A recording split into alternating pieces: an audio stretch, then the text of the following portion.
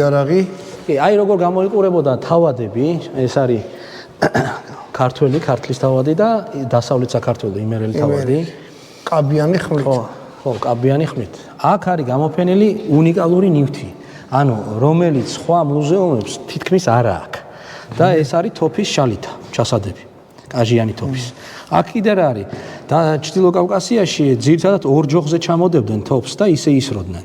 ჩვენთან არის მოჯირები გავრცელებული ამ ტიპის. ეხლა აქ კიდე რა არის უნიკალური. ორ ჩახმახიანი ლულა. ანუ ერთი ლულა ისროდა ორჯერ.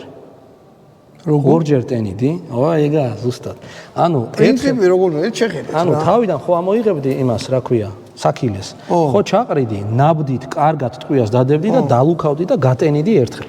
მერე მეორეჯერ დაყრიდიდან. და ორი ნახრეტია და ხანი ორჯერ ისვრის. აი ორი ჩახმახი. ორია. კი და გამოსაკრავი აკლია, მაგრამ ორი აქვს რა გამოსაკრავი. ესე მაგარი შარიანი საქმე კი ეგა, ხო? არა, ისე ევროპაში 4-იანი და 6-იანი, მაგრამ არ ამართლებს, იმიტომ რომ ძალიან არა, საშიშია, შეიძლება გაისროლოს და თვითონ იზოლაციაში. აქ ახლა რა არის